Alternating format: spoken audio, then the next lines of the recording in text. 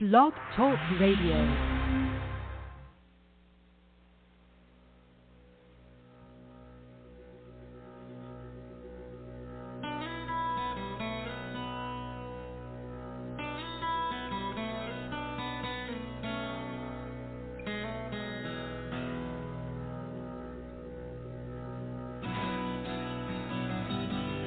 Welcome to Take-Two Radio.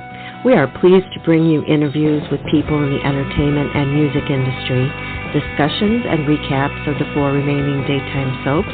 That's The Bold and the Beautiful, The Young and the Restless, General Hospital, and Days of Our Lives, as well as various other shows. For upcoming and previous shows, check Take2Radio.com. That's with the number 2. And you can find us on Blog Talk Radio, iHeartRadio, iTunes, and other streaming apps. Follow us on social media at Take-Two Radio, and thanks for listening.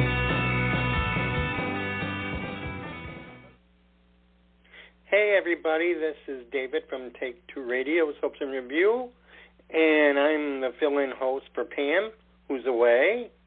And with me tonight, I have Candace. Hey.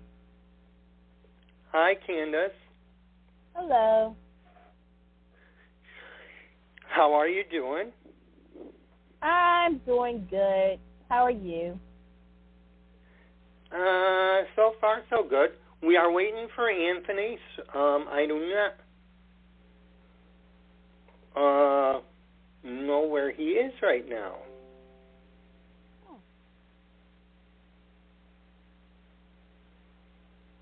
Let me see. I can't make. I'm hoping he makes it in. But, today we got the 4 soaps to talk about, and I believe, is there some news on the horizon that maybe we have forgotten, Candace? I mean, there's so much news out there that it's crazy. There was some news today about. So we might as well just talk about this real quick. As some of you guys may or may not know, I think we talked about this last time, the Daytime Emmys is scheduled for June 7th on CBS, which is a Friday. The nominations is probably going to come out either this week or the following week. And the reason that the Emmys are so early is because if you guys have been living under a rock, there might be another strike happening. Hopefully it doesn't happen. Last year, you guys know the SAG strike didn't affect the daytime actors. Even though there were some daytime actors that was, unified with SAG. The new medium contract in which daytime has expires in June 30th to be exact, which is normally when the Daytime Emmys is. So, hopefully there's no strike. So far, there hasn't been any words about anything, so hopefully, knock on wood, we're good, we're solid. Another thing, too, is, and it was just released today, we lost Bill Hayes early, Right. And whatnot, and a lot of people have been asking, what are they going to do? What are they going to do? Well, we found out today what they are going to do. Now, right now, this is the last month of their scab writing with Sherry Anderson. Next month begins Ron Carvati's. This is the last month? This is the last month. Starting in May, Ron Carvati's writing will return. And one of the things that they have been doing is to kind of, what I said they should be doing is, they wait a little bit and for everybody to, get it all out, and then they start to what they need to do. We did find out today that in December, they will be saying goodbye to Doug. Now, Bill Hayes' last episode actually is in the summer. It's actually in the summer, but obviously, So in December, it will also be, they're going to have Doug's memorial as well as the historical 15,000th episode, which the 15,000th episode of Days of Our Lives will be on December 2nd. Doug's memorial, we do not know just yet the date for it, but we do know that so far, they are reaching out to the cast to see who is going to be returning. There's some people still in the contract negotiation spot. However, on the locker room last week, 2 weeks ago and last week with Deidre Hall, and right. I can't say his name, but I always, because I'm still going to call him Cass, because that's always my Cass from another world. But Stephen, right. But Stephen, who played Julie's brother, this is unbelievable, almost 50 years ago. 50 years ago. Think about this, folks. 50 years ago. And he doesn't look that old. No, he doesn't. He announced that he kind of let it slip out the bag. It's okay, Stephen. We still love you. But he did announce that he's flying out to Burbank to film some episodes for Days of Our Lives. So it's kind of like we put two and two together on that. Deidre Hall, on the locker room as well last week, also announced that Glory Laurie is coming back as Liz. And, yes, that is Robin Thicke's mama. But she hasn't been on the show since, I think 40 years ago, maybe. Maybe it's been a little bit more than it.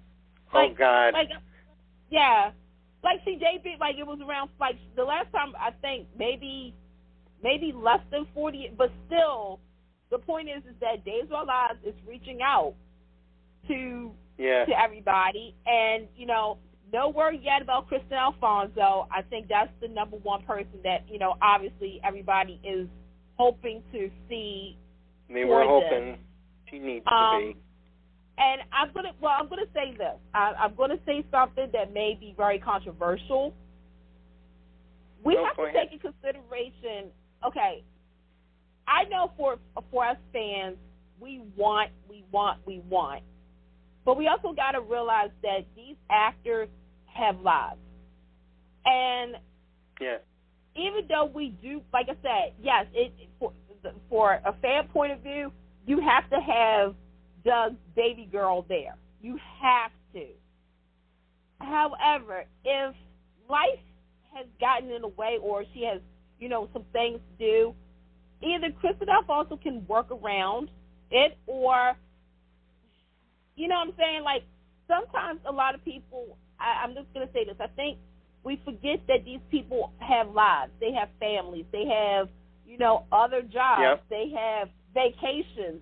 They have where they can't just be okay, even though in a way it's they're not being disrespectful. Let me clear this up, because just because they're not there on screen doesn't mean that they still haven't mourned the person, that they're not being respectful. So I saw some things on Twitter this past weekend, and I was just that's not the case, So we kind of have to think about that. Now, hopefully, Kristen Alfonso does come back to Days of Our Lives for this memorial, which I think is going to break all of our hearts and souls. And I swear, like I said, if somebody starts singing Always, that's going to be it for me. Oh, God. So, yeah, that's going to get me, too. Let's see here. What else? Trying to think. Yeah, that's all I got for the news right now. That's it? Oh, wait. There he is. He made it. There he is. Hello. Hello. Hello. Miami traffic, spring break, I guess crazy. Madonna. Oh, yeah. Madonna last night. No, I had work today, and Lord have mercy. The traffic was a nightmare. Work. That's what we're going to say. You had work. You had to go in today? I did. He ain't go to work. Oh, no. I only had the afternoon training session. I didn't go to work this morning. See? Oh, good. He was still voting. Let me tell you, I don't mean to monopolize, but let me tell you, I have been to many, many concerts. In fact, this was my 29th Madonna show. This was the best concert I have ever been to. Aww. Mama at 65 is still throwing it down. God bless her. God bless her. Exactly. All right, so fill me in. What did I miss while I take off my shoes and all that and get myself settled? We're just doing a little news, and I want to let you know that I have someone coming on around 8 o'clock to join us. All right. Yeah, basically we were talking about the Daytime Emmys, and also Days of Our Lives did announce that in December is the 15,000th episode on December the 2nd, and also Doug's Memorial will also take place in December. So. All right. Yeah. So. That's about yeah. Yeah. No, and by the way, no news on when General well, no, there was some news about GH, so let me say it. General Hospital did another cast photo session. Fingers crossed we get a new intro. Because, somebody on this phone is salty that we didn't get it on April 1st. You can add me to that list big time. Right? I'm sorry. Like, I said this last night on my Spaces. I am still salty that for the 60th we didn't get a new intro. I thought for sure we was going to get a new intro on their anniversary last week. But, it's okay. Whatever. I guess it's April Fool's on us. No. See, here's the thing. When it comes down to soaps and April Fools, there is one soap that I'm still waiting for them to say, April Fools, it was a joke. It's been 15 years, but I'm still waiting for them to say April Fools. And that's Gone Light. So, But I heard there was this is a little minor news, but there were 4, the cast character bio removed a couple. Slot. Are we talking about? I don't know how. Are we talking about a certain young lover on General Hospital? I mean, look. Yeah. You want to take this, Anthony? Because I got something to say after you. Okay. Honestly, this one makes me really upset.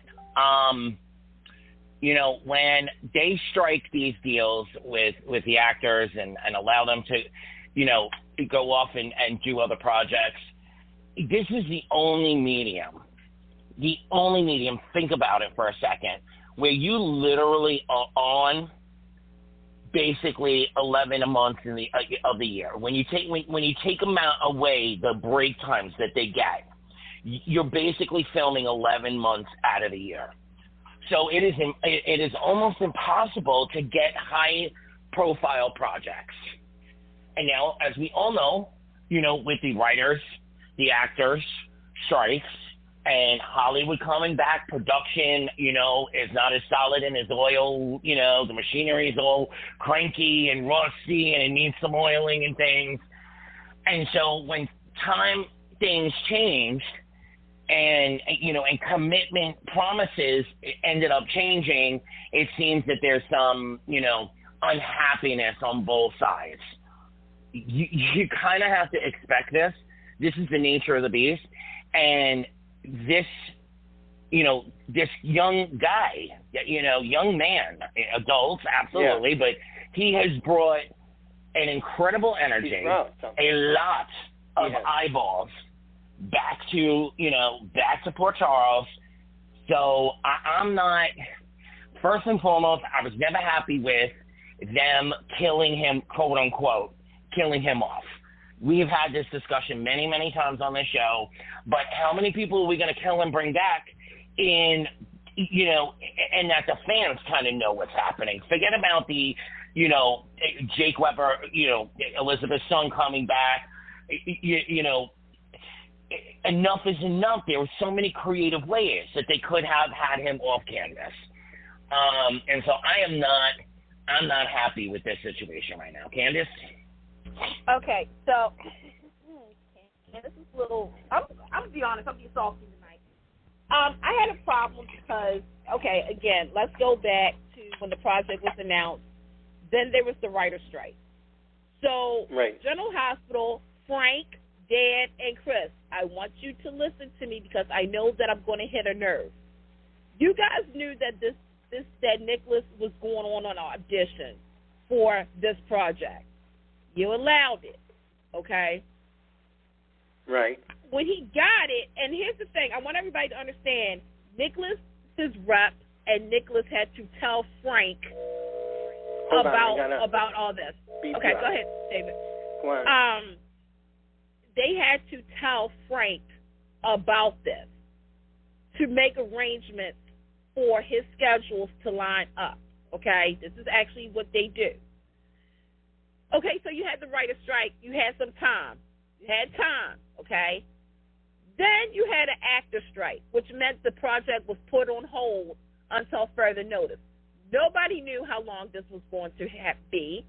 At the same time, this is where Dan and Chris should have, and I'm going to say this, Dan and Chris and them, Shannon and all of them, they gave Spencer and Trina something. However, there was still a problem. They wasn't really doing something with them, and then all of a sudden we get to this point, right? We get to him and Esme falling off, and it's like the classic situation. However, if you was a part of a Zoom event, you found out that Avery Poehler, who played Esme, was released from contract 6 months prior to when we saw. They were waiting to line up for Nicholas. This is why Nicholas got to leave, because they figured that's the best way for him to go. I'm going to interject for a second because Avery got an amazing opportunity in her own right. Yeah. And God bless, when you've worked all these years for something, I'm sure, I am sure it was, the Solomon's choice for her. Absolutely. I will say, but they also did, I'm going to be honest, because we're honest on the show, the character of Esme was sort of written in a block. And they were unable to move her from within the Spencer Trina orbit because, and I think that was a curse, because once you do not know how to utilize, there's two ways to go, and they picked the second one. However, with Spencer, I mean, again, we didn't know how long Nicholas was going to be gone. And by the way, the Monsters is still in production as we speak right now. Yeah. So you had a problem because you have, Spencer, part of a very popular couple in General Hospital, Spencer and Trina. You also have him kind of, and could have been, if they broadened the Cassadine storyline a little bit. You know what I'm talking about. I feel as though General Hospital, you know what you did wrong. I'm gonna be honest. Okay. You could have temporarily recasted the role until further notice. You've done it before. Soaps have done this before where, due to outside obligations or illness, the role of Spencer Cassadine is now being played by Tom Pelfrey. And if that actually happened, I would have been like, woo! Right. Because and I'm going to add to that for a second. Oh, my God, I almost called you Trina, Candace. I'm going to add to that for a second because they could have kept them in Paris and very, very meagerly utilized a recast. They could have given her a little best friend or a teacher that, a professor, who was going to write, a little storyline that she could be doing in Paris, and he could pop in and out very infrequently to carry us over. Or they could have done this. And look, some of us, okay, I'm just going to say it. On Forever and a Day, which is the audio, we know, different audio, TV, and everything. However, we had a cast member that was heavily used in the beginning of the season. She had obligated us situation. We decided to scale back, but we still put her in scenes. The character was still around. So like we just said, You could have still had Trina on screen and saying, oh, I just saw Spencer, Spencer's doing fine. Make the illusion that Spencer is still in Port Charles, or he wanted to take care of some business in Greece or something like that.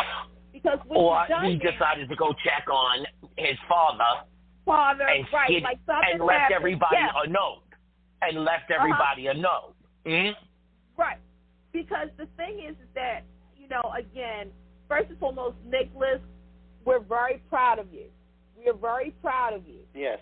Absolutely. But General Hospital Frank, and I'm holding you accountable, Frank, you should have had a backup plan. I don't understand why this is okay, because I'm going to be honest. We have a problem now, which I did not think was going to be a problem, but apparently this is a problem.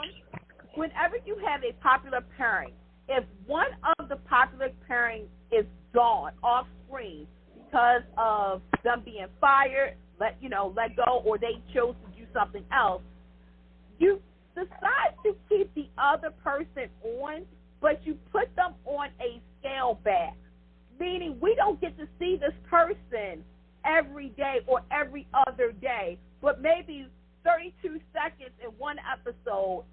The following week we see them on a Wednesday. The following week we see them on a Friday, but there's kind of a part of a storyline that we need to see fleshed out. Trina lost Spencer. We saw her grieve last week. By the way, Taviana, right. every real girl. Uh-huh. But the problem She's is sweet. that there's still, she is so sweet. The problem is that you're not giving us Trina's story. And the thing is that before Spencer and Trina, folks, Trina actually was a character. She had roots. She had connections. Her and Ava. I know a lot of people don't like how they're doing Joss and Trina, but they were friends. Cameron was her friend. Trina has a daddy named Taggart. I don't care what anybody tells me. Her and Curtis, they are building something. Her and Portia. This is a thing that is just like, okay, when one of your popular pairing, actors do leave to do something else, writers, executive producers, you need to have a backup plan because you don't know how long let's expand this for a second. Mm-hmm. Let's expand this for a second because I think we've given the justice to Nicholas and Spencer, and I hope it works itself out. I really do. I'm going to put a pin in the next statement I'm going to make, but I'm going to make it now for shock impact value. No, General Hospital, no, Trina Index is not going to work. No. Pin in that. I don't think you mentioned there for the summer. You mentioned Portia. I'm finally ready to, I threw in the towel months ago. I am finally ready to take the washing machine and the dryer and put them up on Facebook Marketplace, and I'm going to get myself something new, front loading. Y'all don't know what to do with her other than to just make her bitchy to everyone around her, and then sorry for it 5 minutes later. She is Nina Jr. She is Nina Jr. Please, General Hospital, I like Brooke, and I think that the Portia character actually could have potential. Give her something away from Curtis and her daughter. Give her something away from the family and something gripping. Or cut her loose. No, see, I'm going to be honest with you. See, this is the problem, General Hospital, that you're having right now. And, okay, I know this weekend and right now there's a heated discussion about General Hospital when it comes down to certain agendas. Let me just say this. For me, I feel as though General Hospital, I'm going to say this a lot in the next couple of weeks, it's going on reconstructive surgery. They're going under reconstructive surgery. Yep, basically. And the thing is that, one, the show has done a character reset. They have done a character reset for a lot of these characters. However, there is a problem still. The problem is that, like you just said about Portia. Now, I'm going to say this. Last week when she railed on Alexis and Laura, I stood up and clapped because I was like, finally somebody said, that I like. Over. But sit down and think about something. I said, when's the last time I saw Portia? Up until then, when was the last time I saw her, right? So then I'm sitting here, and I look. MIA? And then I'm No, when they brought her in, she came in and saw Curtis and the lip lock. I'm sorry, I did cheer there, too. Yeah. You know. Uh-huh. Yeah. Right. And then, like, it's and like she was giggly and playful. And did you not love her in that scene? Yeah, I did. But then I had to start. I really was doing this. I was like, when's the last time I saw Portia? I was like, yep. You know, and you know, look, we're real here. We're real here on Take Two, so you know how we go. I hear you, fans. I hear you. We hear you. They have to utilize. Okay. I'm going to say this real quick without getting in trouble, but I know I'm going to get in trouble. Okay. I see you guys on Twitter, and I'm just going to say this right now, about Trina's love interest. I see people are saying,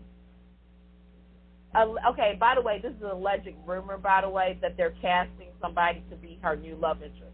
That's a rumor right now, as far as we know. But I heard, but there are two other rumors that are pretty prominent. All I gotta say is you got one life to live in Port Charles. Okay. Yep. Yep. And the person just joined Instagram too. Anyway, I should have been. I know. I know. But we haven't had anything official yet, so stay tuned. But we kind of told y'all this back in like October, November that this might happen. Anyway, the thing is that I know a lot of people got very sensitive, and if this is a touchy subject, feel free to let us know. But again, we're real here. Everybody was talking about the race of Trina's love interest, which I'm like, it is 2024, and we're doing this. And I saw people coming at odds, and I'm going to speak on it. This is Candace's editorial. This does not reflect the views of Take Two Radio or anything else like that. I'm going to say this. It is easy for men to say certain things versus a woman. I, as a black woman, okay, when I date outside my race, I get questioned, okay? When I date within my race, I get questioned. Because then it's like I can't win in either situation. I get it, folks. We have not seen a young black couple on TV, like besides Alani, you know, I just put all of them together, like Eli and Lonnie. General Hospital, you could have done something with Jordan and Zeke. However, when it comes down to Spencer and Trina, there was something very special and very different in a way. Yes, we've had interracial couples on screen. I'm going to say this. Please do not come at me. But sometimes the executive producers and writers don't know how to write for young couples. And it doesn't matter what race or culture they are. This is a problem because here's the thing. For those who said there's no young black couples on television, I'm going to say this. That's because some writers don't know how to write for them. Because this isn't like the early 2000s. This is not like the 90s or even the 80s. When the 80s was a little difficult to write for. Ask Debbie Morgan because she'll tell you that story, okay? When it comes down to interracial coupling, regarding if it's black or white, Mexican, Japanese, or anything else like that, it is still hard to write for because that's what is going on right now as we speak. Everybody is either with it or against it. So as a writer, you have to make sure you are, quote unquote, for both sets, writing them as a couple. Candace, let's call it. Let's really call it what it is. They have to set the story up in one of like three very scrubbed directions so that the audience will forget to pay attention to this is an interracial couple. And, you know, this is not the first soap to have done it where they don't mention it. at all, or if barely in an episode somewhere here where, there's a almost back to school, after school moment, and it, fleetingly slips away before you even realize it's happening. This is what they do, and we get it. But then I will give them this. They played on everyone loving the dance between Trina and Spencer. Mm-hmm. They didn't do it the way we wanted them to do it, but they threw enough of it in, and they played on it, and we keep saying somebody meets somebody on day 1, on day 10 they're already about to get in bed, and on the third month they're engaged. So I did really want to congratulate them on that side of it, on that piece of it. They created that couple, and they drafted that story that hooked a nice amount of people. I'm still hooked a little bit. I'm still because for me, I'll just think for myself. I miss young couples on daytime soaps, and when I say I miss the courtship. I know that's probably old-fashioned. It's the courtship, but I miss the courtship. I miss getting to know the characters individually. I love that they had the individual personas going into being a couple. Because I'm going to be honest, there's some young couples out there, some may not still be on their soap, that one of them lost their identity while the other one was getting props. And that was a huge problem for me. Or I have to hear these young couples have to have a baby. They have to get married. No, they don't. They can still be a couple and have it without, down the line, you can have that. But right now, we're still getting into the fresh water, as I call it. Where, yes, they just defended all the odds so far. You know what I'm saying? So far. But I do want to see the couples be happy. I want to see the individuals in the couple keep their identity, right? And what can go from there. And I think the writers have forgotten how to do that. I'll be honest. I think the writers have definitely gotten very crazy and not done it. I think when it comes down to, if we're going to go there, interracial coupling, I think, again, everything is peaches and herbs. It's not sugar and spice and everything nice, but I get it. They don't want to create or piss off anybody. I get it. I feel as though with it being a same-race couple, the thing is that it's easy to write for one than the other, because if you write them and do something out of left field, it's going to be a controversy. And I'm going to say this about Trina. Yeah, okay, if she was to date one, because this is what happened to Lily Winters on Ash Walters, Lord Jesus, on Young and the Restless. She was with Daniel, then she was with Tyler, then she was with Kane, then she was with Joe, then she was, and I'm going to be honest, y'all know what they say about Lily on social media. That's why I say it's for women, it's a no-win situation. And I'm just going to say this. It's really it's easy for guys than girls, for females when it comes down to this kind of stuff. I will say this. General Hospital, I hope you know what you're doing. I hope that everybody also on social media, let me just say this, is getting too heated now. It's getting too heated. It is. It is. It's time to take it down. It's time to take it down. I get it. Trust me, I see it. I've dealt with it myself personally as well. But at the same time, we got to remember this is a soap opera. And we also got to remember is that there's some people out there who speak out of their butts to try to cause some more friction on social media. They'll try to get you to do something or say something that will get you in trouble. And if you're representing a fandom that has been very positive, Don't let these people get to you.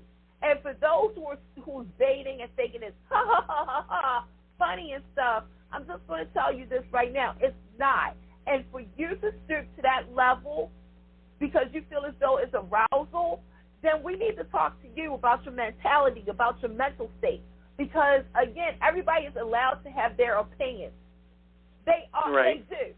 They're allowed to have their opinions. But if you can't respect those opinions, other people's, or other people, you know, again, there's two things I do all the time, and Anthony and David knows this. And if you follow me on Twitter, you know what I do. I look, I see, I'll come on Spaces and say, hey guys, let's talk about it. I get everybody's POV instead of saying, Anthony, you're wrong. David, you're wrong. I don't want to hear that. Block, block, block, block, block. Again, sometimes I do have to block because it's like, you know, again, look, we're dealing with this in the real world. There's some people you're never going to change their minds.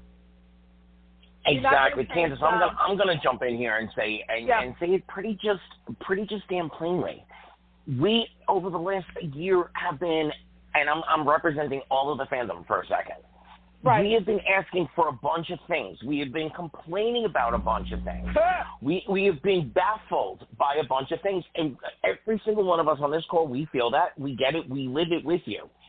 Having said that, now we're getting to see the very beginnings of what I truly believe is actually the fruition of fixing where it went off the rails, not only pulling up the entire track and rebuilding it, not putting a little patch over here and a little piece of wood to like wedge it over there, rebuilding the entire track line. Give it a while, and let's see what plays out. Because there is a definite reset vibe happening across the board. Oh yeah. And I think a lot of the complete wackiness that we've addressed over the last year is going to be smoothed out, sort of like what Dave's tried a while back. And honestly, based upon the last couple of episodes, I think they might pull it off. They're setting it up in a way where they could definitely pull it off. I'm gonna say real quick, Anthony. I'm gonna help you out with something. Yeah. You know why everybody's moaning and complaining? I'm gonna tell you why. For the last couple of years, we've been on a hamster wheel. We've been getting same old, same old, same old, same old, same old, same old, same old, and then we get something different, and we don't know how to react to it. Yep. Because the thing is that we've been, I use this word a lot, we've been conditioned that this show is going to always be this way because there's never been any changes. These characters will never change because that's how these characters have been for 30 years.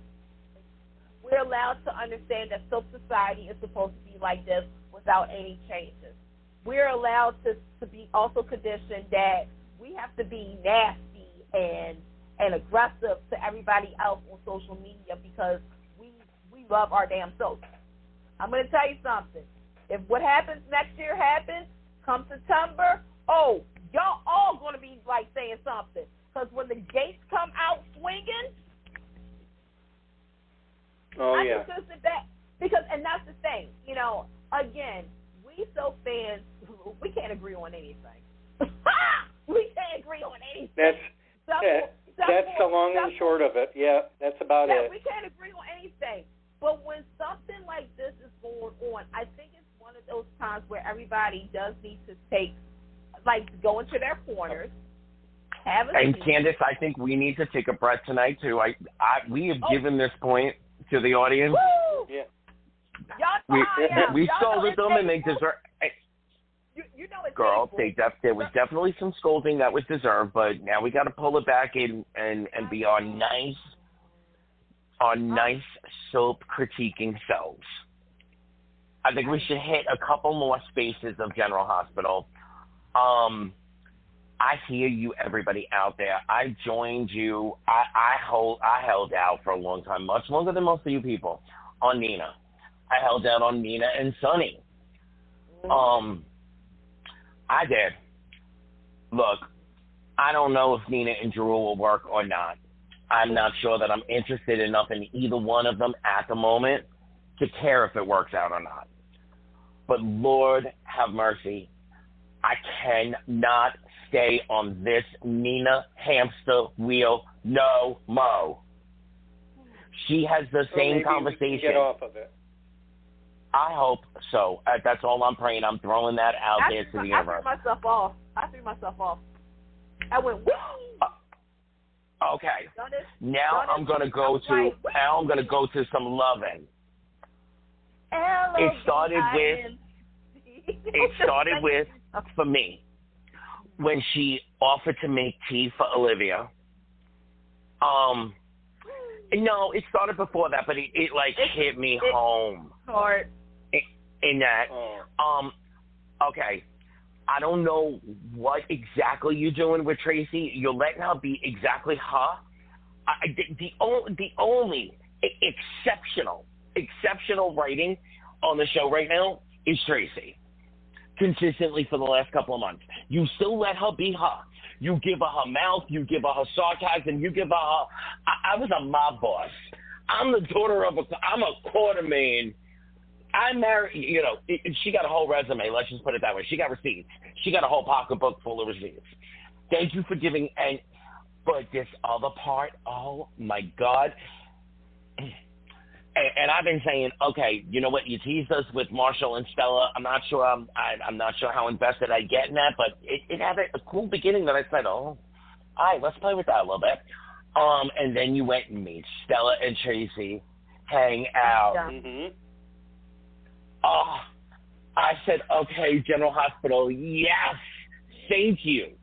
All right, another place where I think they are absolutely knocking it out of the park. Come on. Say it.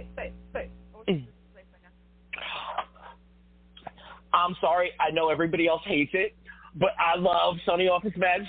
I'm loving Sunny Office Meds. I'm loving That's what the one I was going to do for. Oh, I'm going to go into Josh and Carly. Is that what you were waiting for? Nope. No. All right. So I'm just going to say this, and then I'm going to turn it. No, I got two more things, then I'm going to turn it over to you. So I'm loving Sunny Office Meds. I'm loving the Is She or Isn't She Ava. The Pikeman part of it, oh, my God, that's probably what can't. I'm just going to say, okay, Jason, I see what you're doing. I'm going to reserve it this way. It's sort of not exactly working right now. But if I think it's going where I think it's going, all right, I'm here for it. You can pull this out. You did not start off in a good spot though, GH. However, some individual moments out of it have been dynamic. Okay, deception.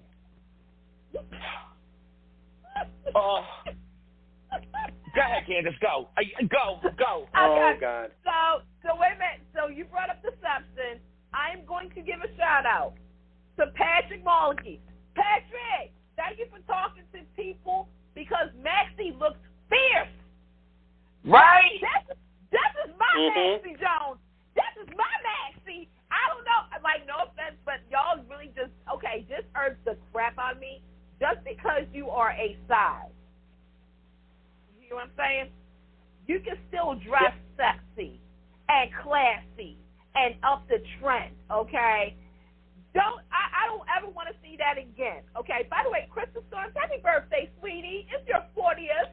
Welcome to the fat, well, I couldn't say dirty 40 because that's the dirty 30s. Welcome to the fat. Oh, my God, I can't believe she's 40.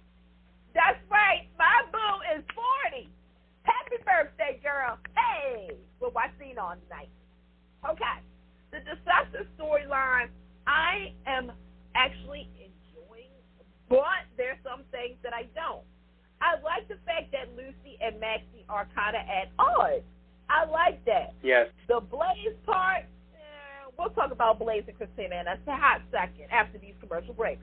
Okay. All right, so we got deception. All right, that's under the wood. The Jason return. let me sit some tea. More silence.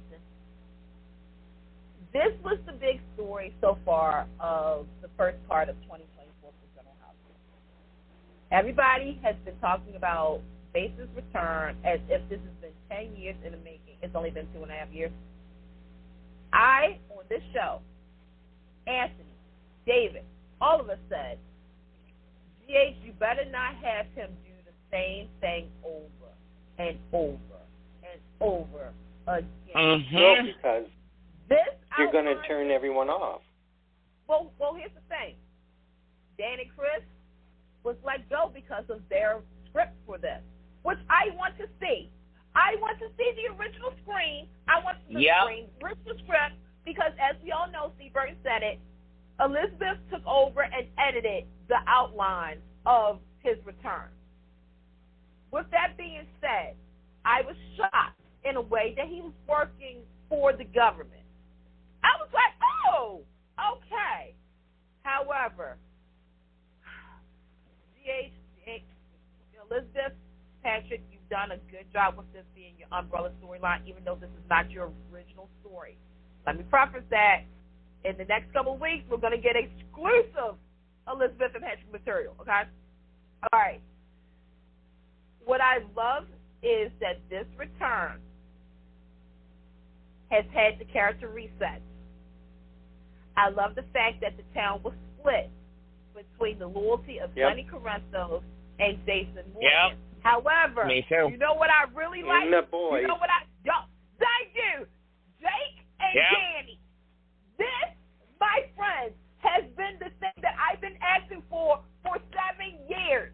I kept saying, when the boys get older, they are going to be AJ and Jason, in a sense that AJ was unpredictable and whatnot. And Jason, well, he's a quartermain, not Morgan by fault. He's going to be calm and cool. We also got to remember something. And I saw, again, fans, y'all need to strip down. You got to remember, Jake was a secret. Nobody knew that Elizabeth and Jason had a baby. Well, except for a couple people. It wasn't until after Jake died that people found out that Jason was the father. Okay. Danny has actually had more time with Jason than Jake has. However, it's not the boy's fault. It's the mama. No, Candace. No. Wait, hold on. Don't forget, What? Jason and Jake were together on Cassadine Island. I know, but guess what? General Hospital forgot it. So guess what? I know. I didn't forget. I know. Oh, I didn't forget. Pretty much too. I didn't forget, because I always kept bringing that up, and I kept wondering, oh, wait a minute, it's going to lead into what I thought. Okay, wait, hold on. We're getting ahead of ourselves. I like All right, but also I want to congratulate you, because I absolutely believe as well that Jake is Jason Quarterman's son. Right. And Danny is Jason Morgan's son. Because all of them are in his DNA. That's who he is. Right. You know, like, I'm not going to go all scientific and crap, but, like, we feel it. And yes, that was. There's certain things like, before Jason came back, Danny was already wilding out. He's vaping, he's drinking, he's acting like a fool, right? Okay, I mean, yes, alcoholism is in both of his DNAs because of Alexis and, the quartermates, right? Then you got Jake over there. I don't like guns because it shot my friend. Right. I don't understand. Like he's a thinker before a doer. So I was waiting for this moment. When I tell y'all, I've been waiting for this moment for so many years, because I've always said if Jason would be there for when they become a teenager, Jason is now going to understand Alan. Jason will become Alan Quartermain, where Alan had to prove to which son he loved the most. Or in this situation, you have actually 3 kids for Jason. Michael, who's the golden child, right? Because that was Michael. That was Jason's technically firstborn. Then you got technically Jake. Firstborn. You got Jake. We're not supposed to talk about Jake. That was the beginning of the year. Then you got Danny. Right. Jake and Danny both do not know their father. And clearly Jason doesn't know his kids. But this is where I will say the consequences that Jason, you made, like the lifestyle you chose, Jason, is now the consequence that the kids are dealing with. It's also the consequence that Sam and Elizabeth has been dealt with. Because I'm sorry, I love that conversation where they was like, I hadn't realized it. Like, yeah, years ago it was thrilling. It was great to be with him. But then hindsight, my kids are suffering because of his decisions. Like Danny, Danny doesn't know when the next time, like he's hoping that he doesn't see, lose his dad again. Like Danny is doing something that some of us would do if we saw our parents, is we would try to get to know them a little bit. We would try to, be like, okay, so, da-da-da-da-da. Jason's over there teaching him how to use a gun. I'm like, really, boo? Then you got Jake, rightfully so mad, and saying, what the hell are you doing here? Like, you didn't come and see me the first time around. You didn't. But again, also, Jake and Danny doesn't know certain things that Elizabeth and Sam needs to sit down and talk to them about. And this is why I say for me, the Jason storyline, I love. Wait a minute, let me get this out. The positive is, from the Jason return, I love the fact that Jake and Danny both are trying to figure their father out. And at the same time, it is going to be, well, wait a minute, Jason's actually had more time, technically speaking, with Danny versus Jake. But Jake doesn't understand why that happened. And then there's the Dante piece, too. Right. And then, I'm going to be honest, General Hospital, you need to bring back Lucky to tell the story. Now, let me talk about the other side of Sears, okay, which is Drew. Okay. When Cameron came on as Drew, there was a story. I'm going to believe in my heart of hearts that they had a storyline for Drew.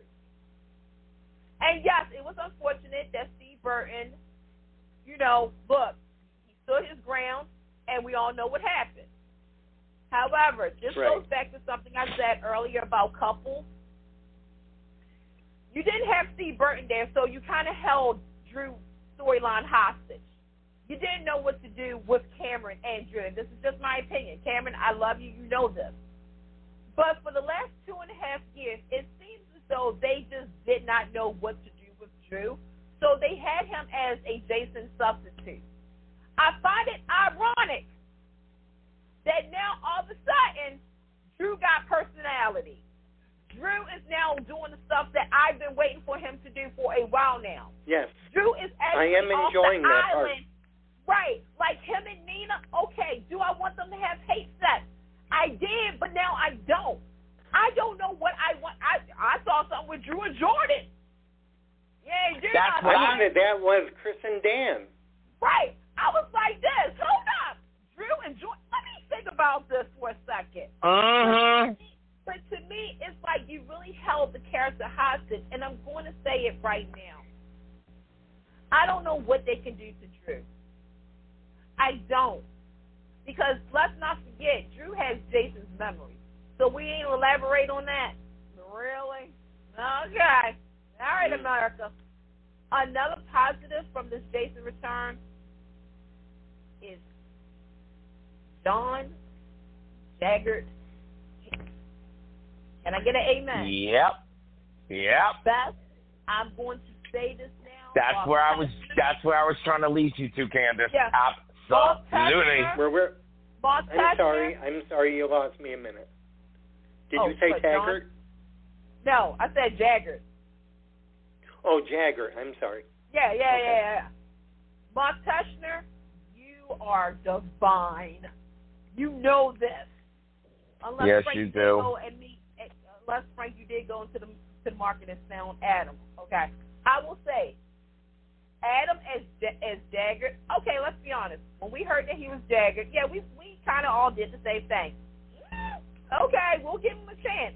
I'm going to tell you something right now. He is a fine. He is a fine. Okay, you hear me? I like him. We struck gold for him this year. Not only has he brought new life to this character, but here's the thing. They kept the character in history. With the history, he's always going to have a vendetta against Sonny. He's always going to feel a certain type of way about certain things that happen in Port Charles. I love the fact, too, he has chemistry with everybody he's working with. Oh, my God. He got chemistry with girls. He does. He got chemistry with boys. He got chemistry with kids. He got chemistry with the moth in the kitchen. He got chemistry. I mean, him is, and the thing is that, you know, he's going toe-to-toe. You think about it. He's going toe-to-toe with Steve, Maurice, Laura, Finola, such and such and such and such. And then on the icing of the cake was to find out that Valentine was behind some of this stuff. I'm like, you know what? Hold up. I can't take no more. I can't take no more. I'm like Fred Sanford. Elizabeth, I'm coming, baby.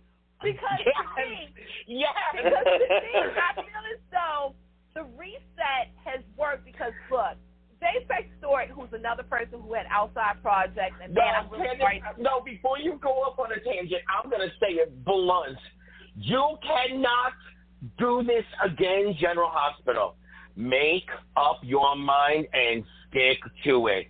If he is not, if you're going to try to redeem him, you better drop us a big clue right now. No, I don't even think they're going to redeem him. Here's what I'm going to say. Elizabeth, okay, look, I know a lot of people have issues. No, wait, Candace, let me finish my sentence. Okay, because the other half of that sentence is this.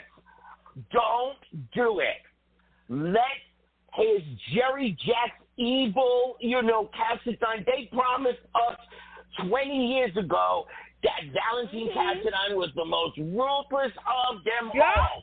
I am tired of him. Oh, my God, I'm enough of it. No. Thinking he's like Rocky Balboa. Let the evil. We need a Faison. We need a Stefano Demera. We need a Cassadine, and we have one, and he's good. Mm-hmm. So if you're gonna do this, do it, and don't rip him away right quick. Work this, use this.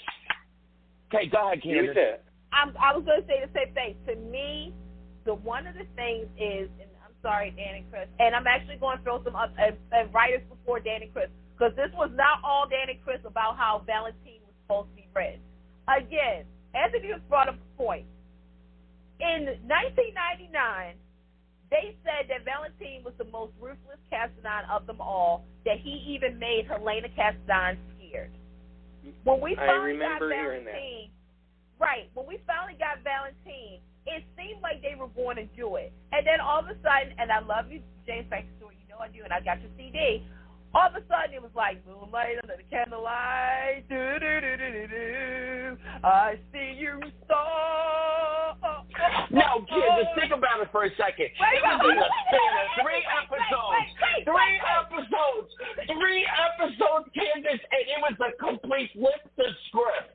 I remember when they put him and Nina in that stupid dining scene, and I said, oh, no, don't do it. I mean, they could have had Goldmine, and then of course, Valentina and Anna, and I did enjoy it, but there was something still missing, and so now we got a character reset. When I found out he was so haunted, he was like, "Hi," I'm like, and there we go. I said, now we got a villain. Now we got some, because now you brought up about Sonny and his meds. Yeah, ladies and gentlemen, there is a little. Oh, go ahead. There's a little controversy about the meds. Okay, so Maurice Bernard addressed this. This is not a Charles Pratt situation with Sharon Case. Okay, we'll get to Sharon Case in a minute too, by the way. Maurice Bernard actually is okay with this. He knows what's being said on social media. But he also is at a place now, and this is a tremendous thing, where he understands the real and the fake reality. He's enjoying playing it. I'm gonna be honest with you. He is. Yeah, he's fine. No, the thing is, with it. we don't know the tense. Has he already started messing with the meds or not? I think that was the main thing. Not yet. Has he started yet? Not yet. They haven't messed with his meds yet. However, Candace has. Okay. So this is where Candace gets to be the writer. Okay. Even though Valentine said he hasn't done it yet, I'm gonna be honest. I think Sonny has been off his meds. I think that somebody has already started to give him fake medication. I think he's taking placebos like he's taking fake ones. And yes, I know who everybody is thinking as numero uno suspect, right? Y'all thinking Ava, right? Yeah. I'm going to be honest with you. I don't think it's her, though. I don't think it's her yet. Do I think Ava is a part of it? I do.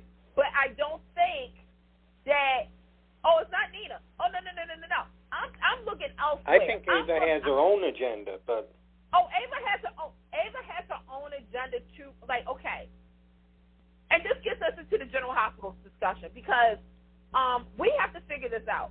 Who is running the game? Who is doing this? Selena Woe. Thank you. Selena Woe. Thank you, General Hospital, if you have it right there in front of you. She is so good. She is a boss. She is a boss, man. This is why Anthony and me are like, we're souls connected because literally, General Hospital, listen, okay. I'm excited because here's the thing. Unlike previous writers, this is a storyline that can explode in so many directions. If you know how to play the certain. Hold on. Okay. Hold on. We have our guest. All right. Ready? I'm curious. Angela, you there?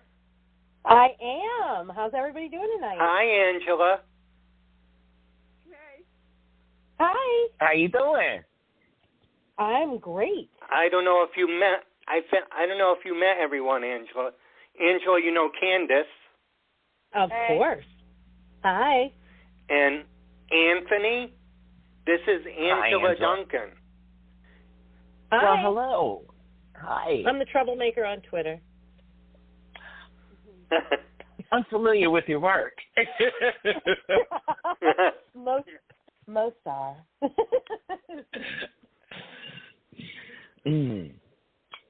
So what are we talking Angela about? is filling in for Vinny temporarily.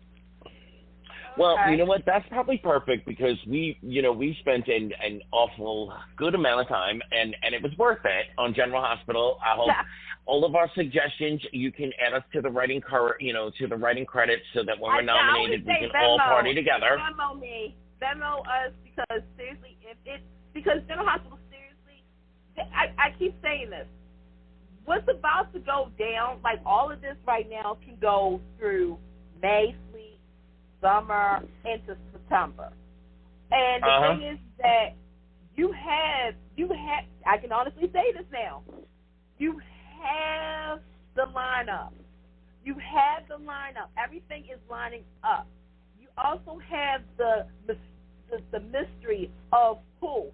Everybody is looking at the same person right now. But if it's who we think we just now said, oh my gosh, because this person also has somebody else under her thumb, and that is Curtis. Ladies and gentlemen, you know what, this darn show, General Hospital, you know what you need to do. And I trust it. I trust you're going to do it. It's just some of the stuff has to be ironed out. But we'll talk about that again next time. Next week. Next time. And I'm just going to say, Lydia Look obviously can handle whatever you throw at her. She's a boss. All right, so Andrea. She will give you that bitchy Absolutely. She will give you a busy check, especially if this plays out. All right, Candace, we got to be welcoming now. Before we transition off to another soap, you want to give us your dirty 30 about General Hospital? Yeah. Yeah. Yes. Oh, what is my dirty? I don't know what the dirty 30 is. Tell me. I mean, it's like 60 seconds worth of like, what are your highlights, lowlights, what's got you on the edge of your seat, or like really turned off? Well, I mean, I'm loving. I know I'm an island from a lot of people with this. I am loving every second of the show, even stuff I don't usually care about. I'm not urged to fast forward anything. I mean, I don't fast forward anyway, but I'm not even like, oh God, I wish I could. I'm loving it all. I love the dialogue. I love the pacing. Of course, I love everything I'm seeing with my Jason and Carly, and everything I'm not seeing with the other ships. All right. Are you a Days person? I watch all 4 shows. All right, then we'll let you give us the last 2 weeks in Days synopsis. Oh no! Oh gosh! No.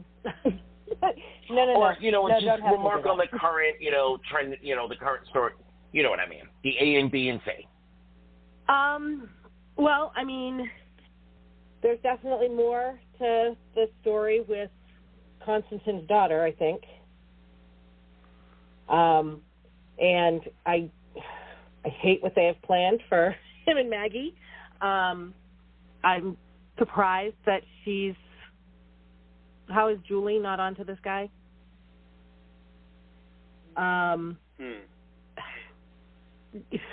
Bobby and Everett. Bobby Everett. Everett Bobby. It's giving me Ash and Chills. Mrs. Abbott on Young and the Restless. I love Harris and Ava because, Jarly spans the multiverse. Trip and Wendy still are snooze-inducing. Yeah. Trip is like Michael Corinthos, a character that should be so much better and so much messier. Just never actually based gets on there. who spawned him. Yes. Yeah. Yeah. It's just no, and they tease it too. They give it even the same thing with Michael. There are those moments where you're like, oh my God, if they just go there. And then it could be great, but then it's not. Yeah. And you're like, go on. How did that come from that? I don't get it, but okay. What else? I don't hate the new Tate. I'm glad that it's out. I'm glad that this secret is out, because how Nicole hasn't figured this out was infuriating. Okay, I'm going to jump in there too and say, my God, yes, I was so done. I was so done. And I am usually the one saying a little bit like, slow down and give us a little bit of methodical, support the stuff you're doing with scenes and things. On this one, I was like, oh God, please, there's forward. Go on. Yeah, and that little girl's lucky she didn't have, 2 moms beating her butt. Because, dude, I am also an island. On this one, I'm sure I liked the John and Harris scenes. I like seeing... I did too. Burton gets a bad rap as far as acting goes. He can do it. Just because of Jason, he doesn't usually have to. Doesn't mean he can't do it. He can. And I like seeing people that we don't usually see that can go toe-to-toe, talent-wise. And just a quick plug for Vinny. Everybody make sure to vote in the final poll for March Madness. All right. We got to make sure you do those.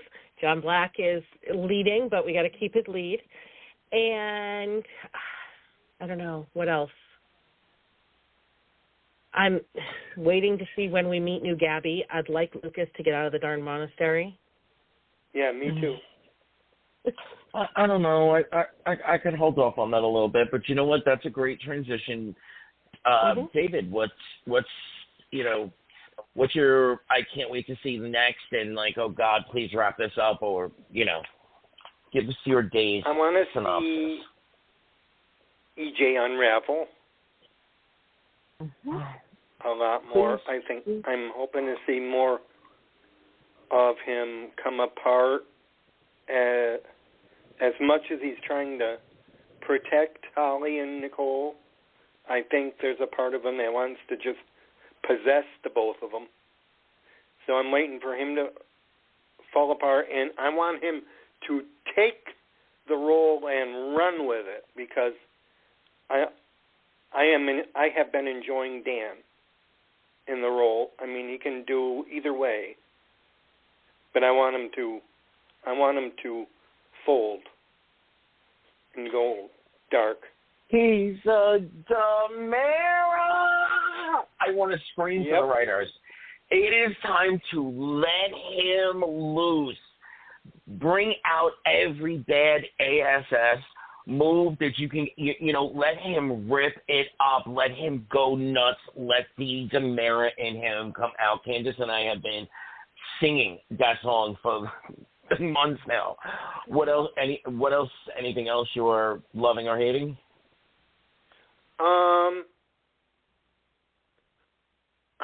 I'm liking Steve as Harris, especially watching him sort of go dirty in the department. I mean, he's withholding evidence just to keep his girlfriend happy and safe from the thing, but he's going to get it in the end. I'm pretty sure they're going to crucify him one way or the other. Let's see what else. I'm just going to butt in there. This is a case of like, okay, the timing is, the time is ticking down, da-da-da. And now you finally use the talent that you had all this time. I know. Go ahead, David. Thank you, Anthony. You said what I was thinking. They are using him late in the game, so. And let me see. Well, there's not much else. Just waiting to see how the whole baby thing turns out. We know how. Well, actually, I don't know how it's going to turn out. I'm just hoping that something can be done with Ari. That they don't have to kill her off, or if they save her somehow. But otherwise,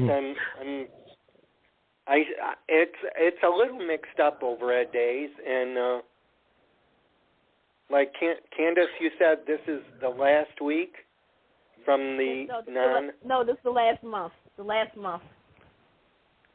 The last month, where of the non-strike. Yep. It became a bunch of. It became the Hawaiian Islands. It's not a cohesive mainland. It's not a continent. It's not Australia. It's a bit of connected but not truly connected lines of storytelling.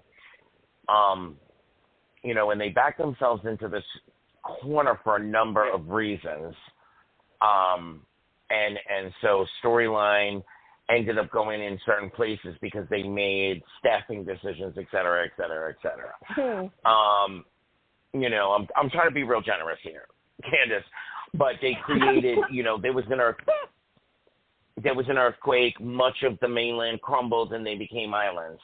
And, they need to rebuild. I don't know, they need a magic, they need a wizard or something. Candace, you know what? I know you're chomping at the bit. Go ahead, girl. Okay, so with Days of Our Lives, like I said, just like with General Hospital, Days of Our Lives is going to have a reset. I know everybody wasn't too keen about the Horton house burning down, but to me, that's a reset. That was a reset of growth, and it was also a statement, I feel as so. some of the reason that Days of Our Lives, like with the last couple of months and years of what they've been doing, is because, sadly, behind the scenes politics. And it interfered with some good storylines. Besides that, I'm going to say this. Emily O'Brien. Let me say her name again for your consideration of the Emmys. Emily O'Brien did the impossible. Look, we may not have liked Gwen, but baby, her as Teresa, work. She's doing I it. love Jen Lilly. Y'all, I love Jen Lilly. But Emily O'Brien has brought something to the table. Her and Eric Mossop, they have this thing where they are working it. I like her and Robert Scott Wilson. I'm like, why couldn't she be Teresa in the first place? Like, I mean, I understand Jen is busy. But, y'all could have just, like, extra straight point blank. I like the dynamic of Brady and her. Tate. First and foremost, I'm going to say this. I know with Jamie, the actor who formerly played Tate, baby, Jamie Mann. I'm going to say this. As a teacher herself, I am proud of you for taking your education seriously. Acting will always be there, honey. Acting will always be there. You go ahead and you do what you got to do to further yourself, honey, okay? Don't let anybody tell you differently, okay? Now, with that being said, with Tate, you guys who've heard me so many times, I said Tate's going to be like his daddy. Tate's going to be like his daddy. Tate's going to be like his daddy. There is some things that I see in Tater Tot that reminds me of his father, but also his mama too. But hey, I need you to do me a favor though. Dave, Ron, scale back on this whole Holly and Tate thing, and I'm gonna tell you why. Because I feel as though you're pushing the agenda too hard on us. We get it. Yeah.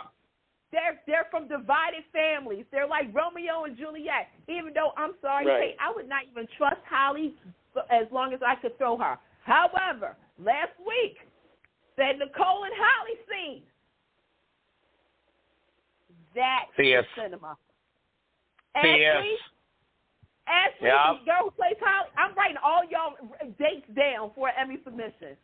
I feel as though, like, Holly is going to be the screw-up girl because she's trying to survive for her mama's, attention. And sadly, yes, we are down to a countdown. We have to start a countdown of saying goodbye to Ari. I don't know how they're going to wrap it up with Nicole. I'm just questioning that part of the storyline. Is if Nicole goes, where does Holly go? Will Holly stay or will she go? You see what I'm saying? Like, that's part. And again, because of behind-the-scenes stuff, there's a lot of storylines that I'm just like, You mentioned Harris and Ava. Look, this girl over here, I've said this from jump. It's amazing. Yes, I know Steve's heart is GH. I know that. But it's so interesting to see him act in different orbits. Because when he was on Young and the Restless, I was like, oh, he emotes. He projects. I love him as Dylan. Right? When he was on Beyond Salem, I liked him on there too. But then you go and look, hey, Dave, y'all threw some shade at GH because you did what we wanted them to do. You guys did what we wanted you with General Hospital. Tamara Braun and Steve Burton have chemistry, okay? Like, I've been screaming it for the top of, like, as far as anybody can hear me. I kept wishing that they would have played the Jason Carly beat when Tams was over there, But then you have Harris and Ava, and yes, Dave, you really didn't know what to do outside of Hope with Harris. You could have done some things, but then you paired him up with Ava, and it's like, again, we say this all the time. If the actors can make the storyline work, then damn it, let it go. Let's have fun with it. So I enjoyed that. What else on days? Well, Paul being shirtless all the time. Hello.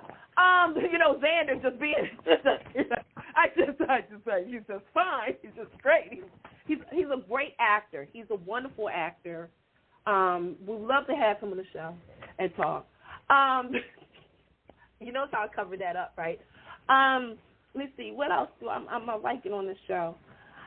You know what?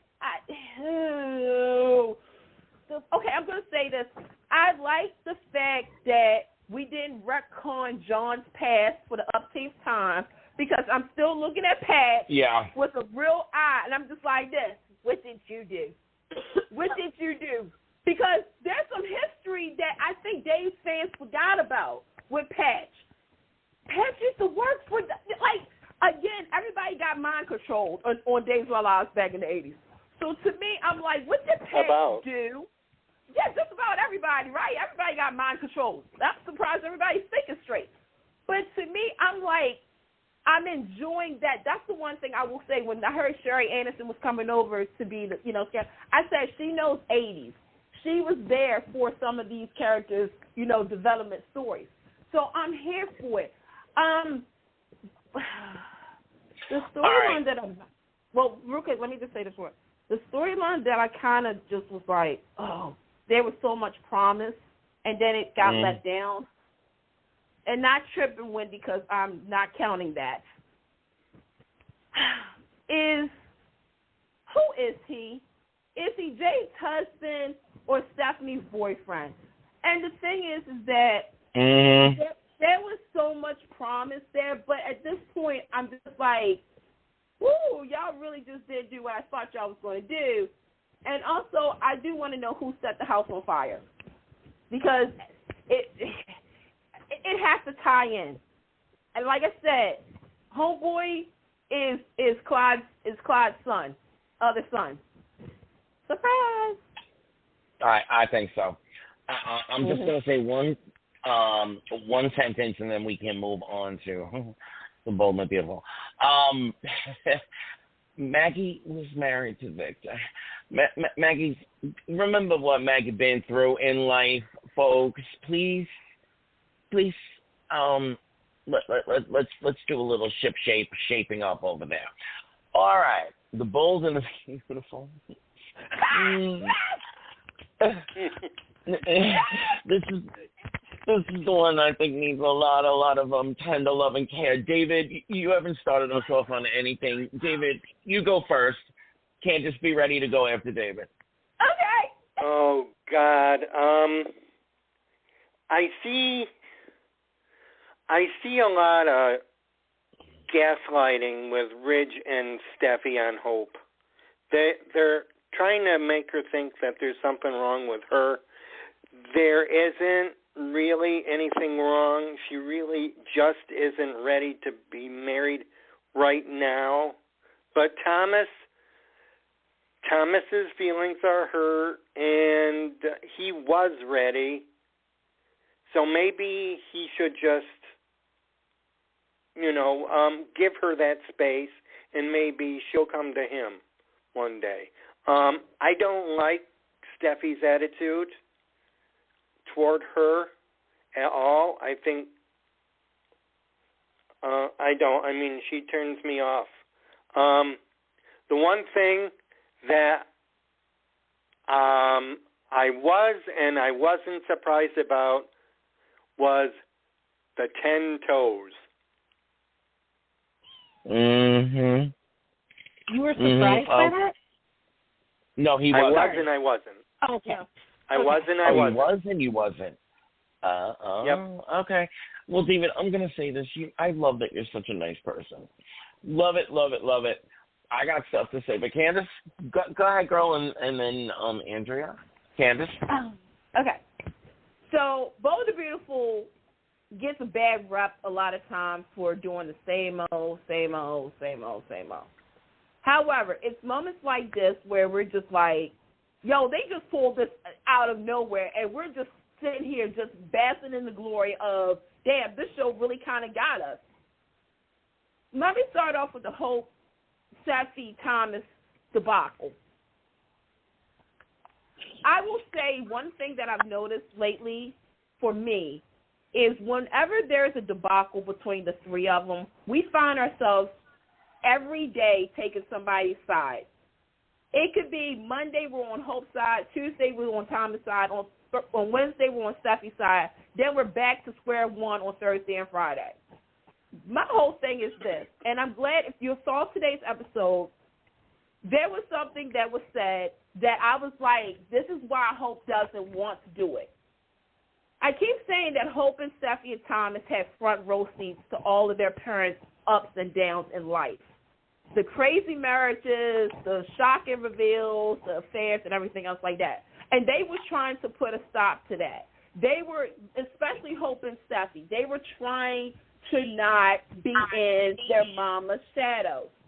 Well, life had gotten in the way, and they actually became that. To me, with Hope, you know, yes, she was wrong for wearing the ring because she gave false hope to Thomas. Thomas, who hasn't done anything, but here's the thing, his mentality, his mental health was a question. I'm sorry. It was, for me, it was because, again, you have to understand that Thomas is that person who feels as though if he doesn't have something, he's going to have that reaction. Sadly, he has a history of it, okay? Steffi just hates everything Logan because that's the thing that she grew up with. Because her grandmother and her mother constantly put it in her head that everything bad is the Logan's fault. But at the same time, she's looking out for her brother, right? At the same time, Thomas is telling Steffi, mind your own business, okay? Ain't you got enough problems of your own? Right. She got problems. The thing is that all have valid points. When Thomas and Hope were talking, and Thomas had asked her 2 times within a 2-week period to marry her, I'm like, baby, okay, the first time around, please respect her and understand she said no. But then you turn around and it's like, I want to know if you're going to marry me. It's like, now you're pressuring me. I love today, on today's show, spoiler alert, Hope explained why she didn't want to get married. The thing is, she just came from a marriage. She was divorced.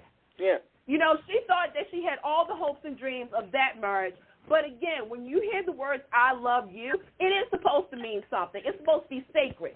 Not, I love you, I'm going to cheat on you. Okay? And that's what she heard. And not only that, but she saw her mother. And many times that she's been married, she doesn't want to go down that road. Okay. The scene that got, when Hope and Steffi went at it, I was like this, Steffi, okay, you got your valiant points, now stop. Because now Hope is going to have her point. And she did it in the Hope way. However, out of the whole thing, you know who broke me? You know who got me? Douglas. Mm-hmm. Yeah. This is the thing.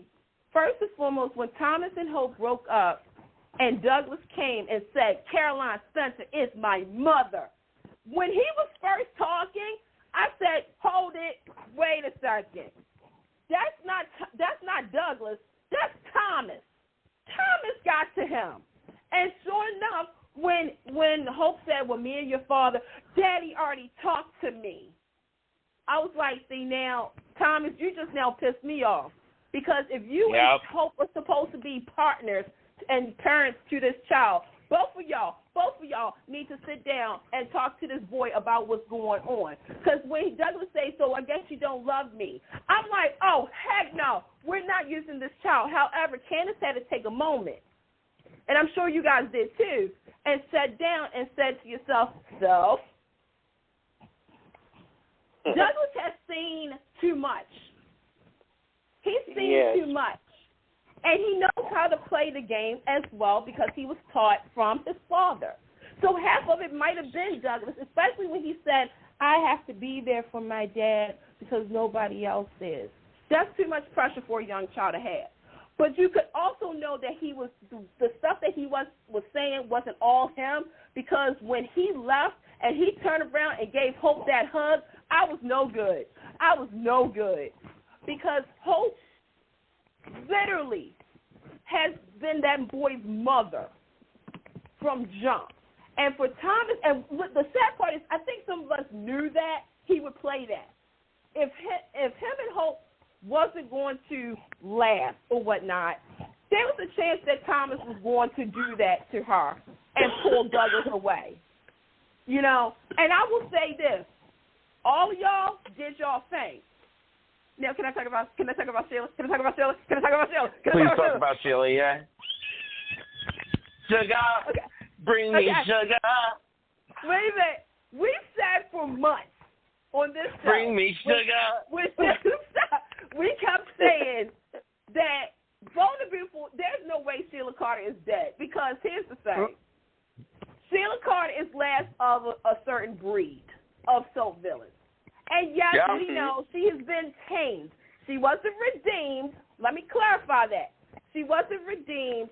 She was tamed, okay? Because especially Deacon Sharp would do a thing too. You know, y'all all, if Deacon Sharp was standing right in front of us right now, we would probably drop it. Anyway, speaking of Candace, the thing is that Stephanie posted. I wouldn't be talking soap opera storyline. I'll tell you that. Go ahead, girl. Sorry. Right.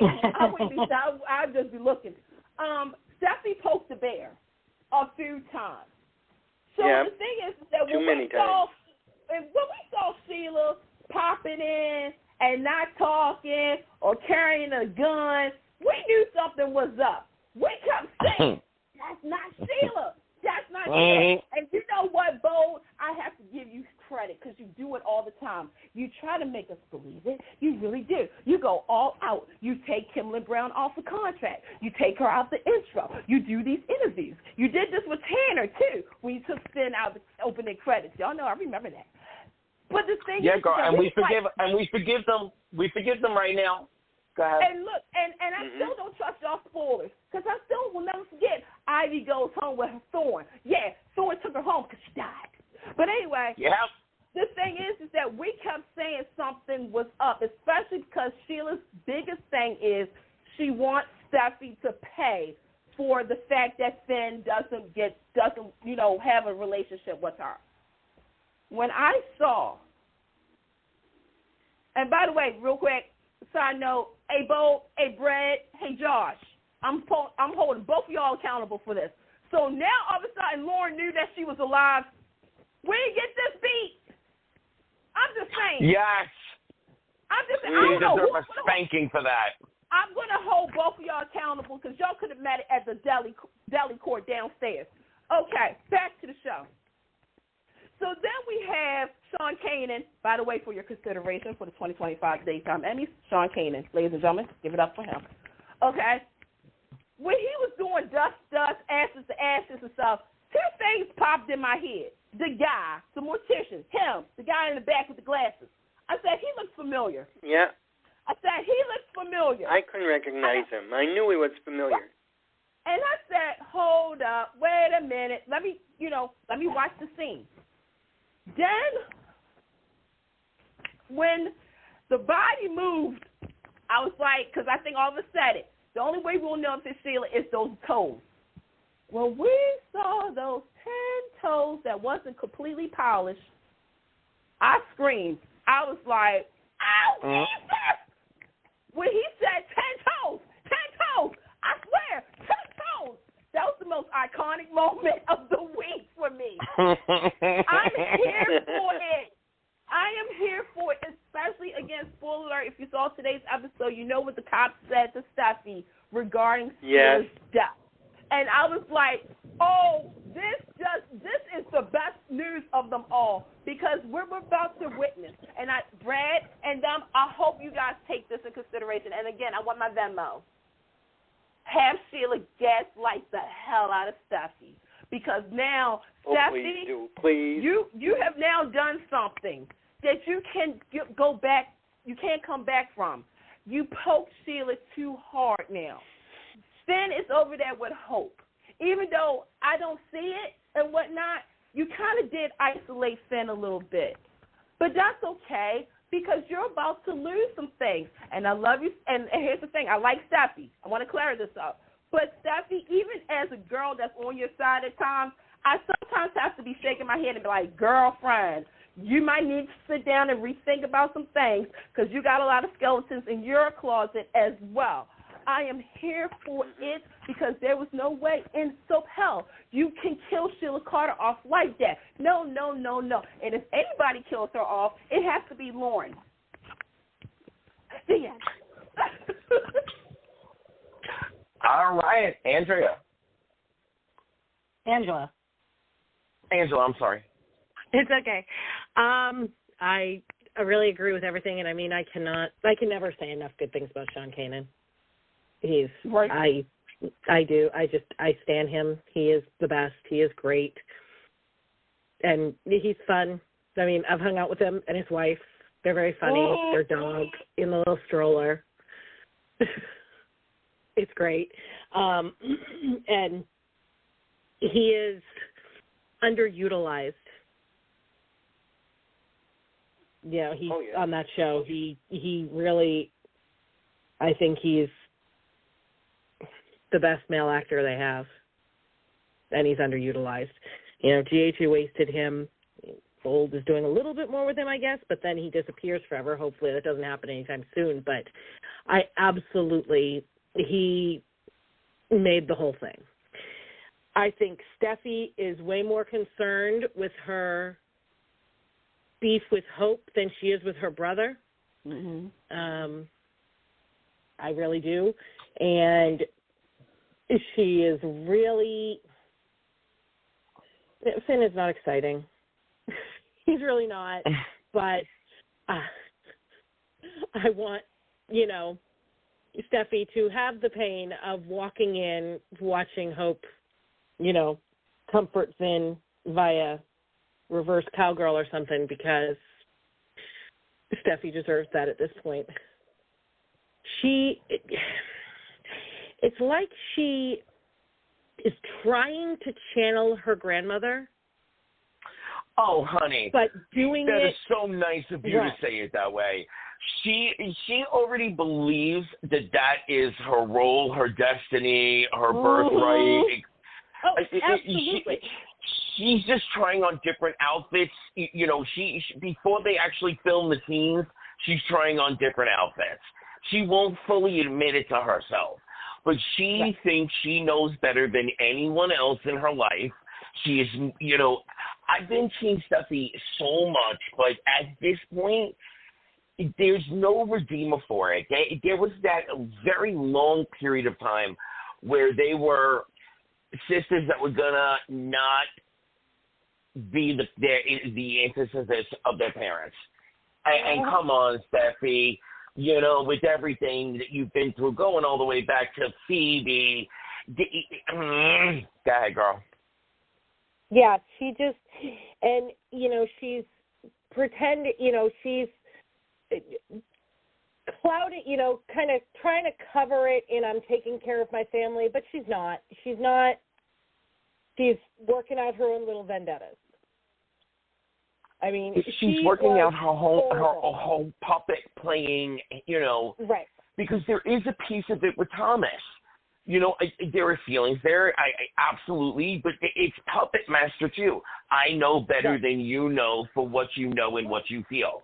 Period. Point blank. I know it better than you, Thomas, and I'm gonna make it happen, whether you like it or not. It's I think she wants her brother to be happy, but she would rather him be miserable than be happy with Hope. Mm-hmm. She doesn't want him to be happy with Hope. His happiness does not take a priority for her over her hatred for Hope. I mean, neither do her own children. I mean, I'm sorry, but think about it. Neither do her own children. No. Well, that's why I say with Steffi, it's okay. She is her grandmother because Stephanie did the same thing with Ridge and Thorne, but mostly with Ridge. It was kind of creepy in a way how Stephanie was with Ridge, dictating, being objective and stuff like that to his own love life, especially when it came down to Brooke. So that's why I say, with Steffi, Thomas, and Hope, it's a throwback for me that Steffi is trying to be grandma, Thomas is the Ridge, and Hope is the Brooke.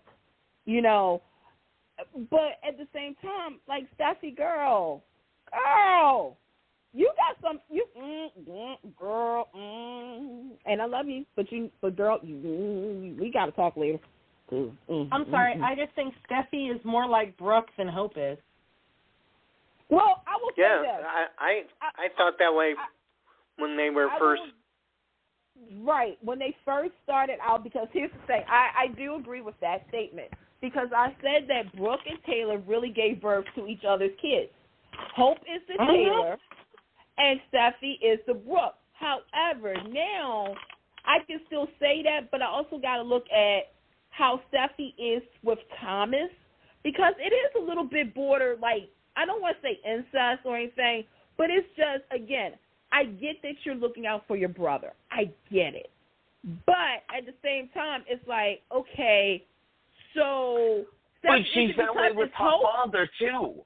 So, you know, and stacks the cards on it.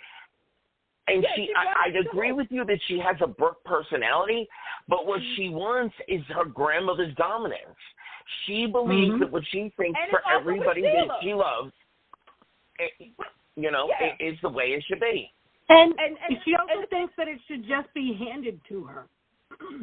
She's not earning it like Stephanie did.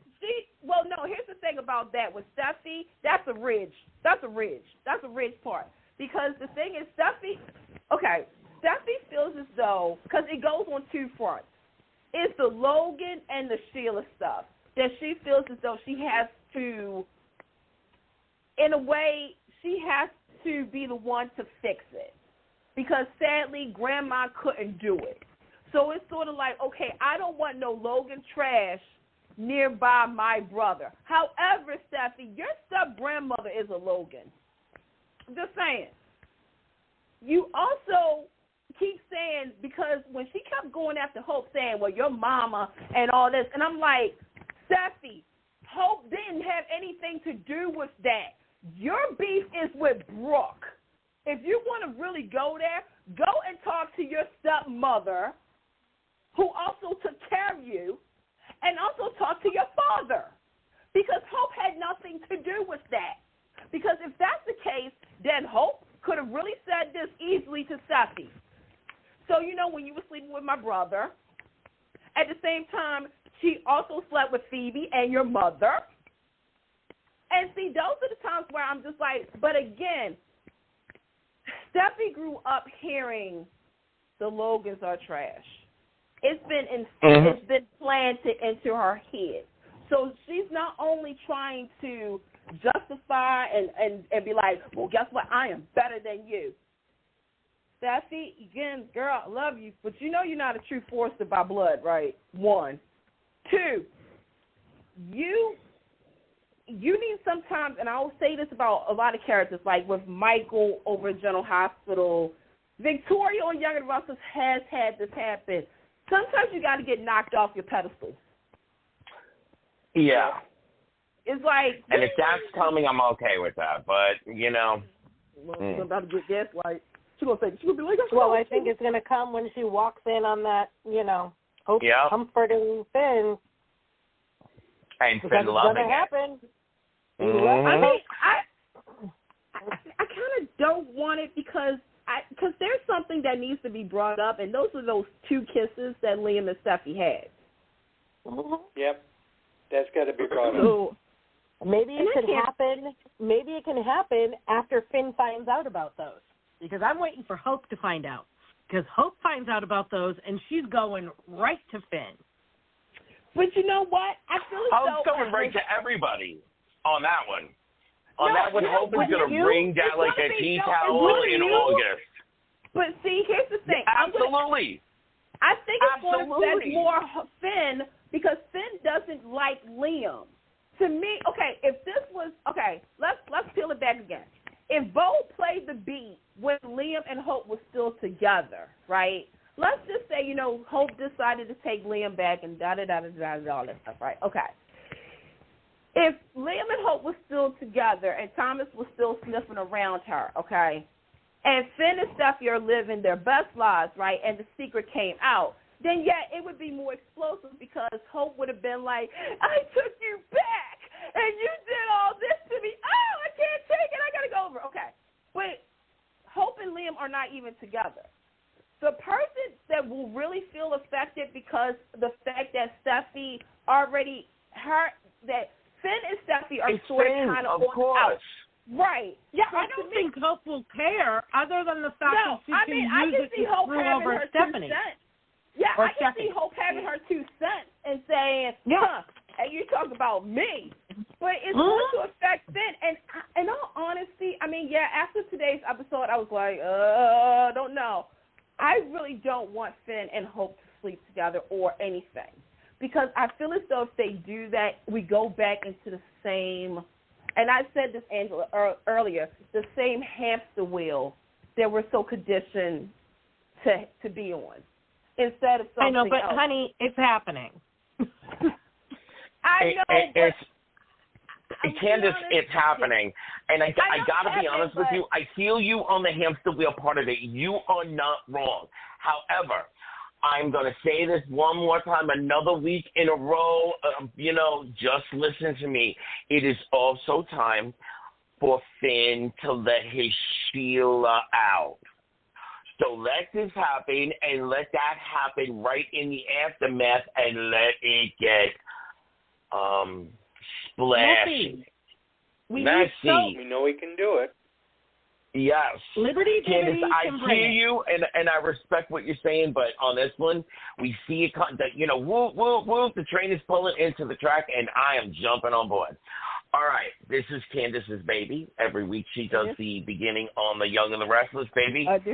Take us to Genoa City. This week on The Young and the Restless, we found out trouble with a capital JORDAN. The best thing that's probably happened with Young and the Restless in a while. Colleen Zink, consideration. She better be on the ballot this year. I swear, for guest performer, if not next year, for supporting. Okay, so we got Jordan. She crazy. She got masks left and right. This isn't Salem, folks. This is the DC. So, I'm sorry. I know. Seriously, this is the best thing that happened. But, girl, she also got jokes.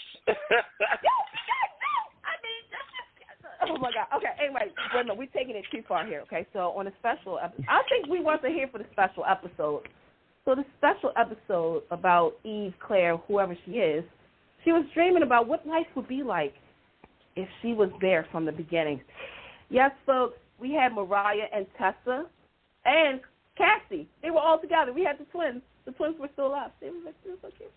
Everything was the same. But you know what was the best part of that episode? Abby and Summer. Yeah.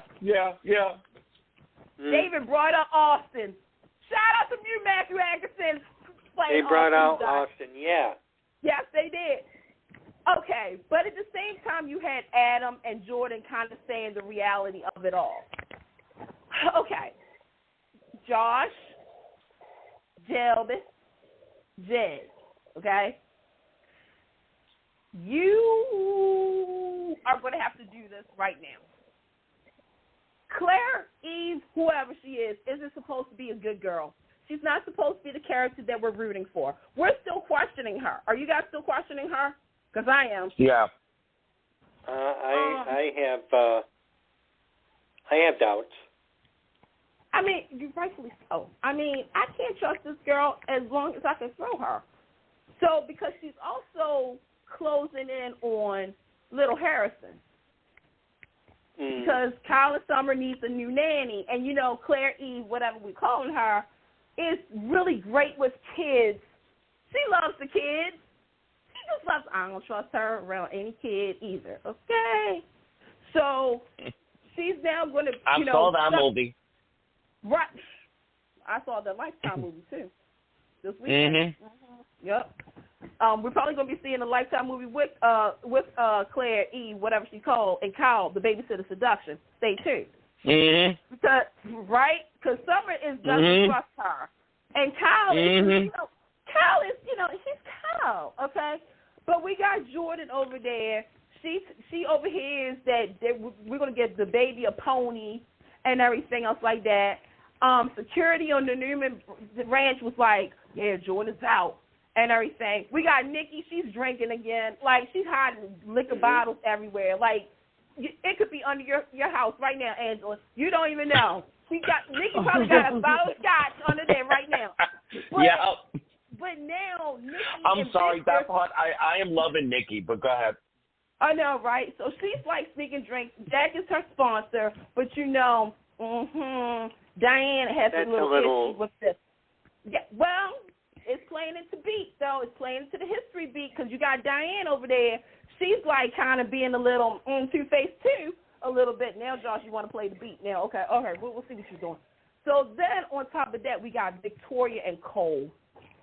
Oh, we got the 90s feelings back. You know, Cole is like... No, girl. A little bit there. I got the whole thrills. I got the whole thrills. Wait, hold on. You got the whole thrills? You got the whole thrills. You got the chills. It's like 1990. They multiplying. They multiplying. Well, guess what Candace got to say about it? Guess what? I don't trust you, Cole. Me neither. You don't trust Cole? No, it's true. I don't trust it. No, I don't trust but I still got all the thrills. Okay, you got. I would say this: Victoria being happy right now is really sweet, especially because we know that baby's death changed a lot for her and Cole.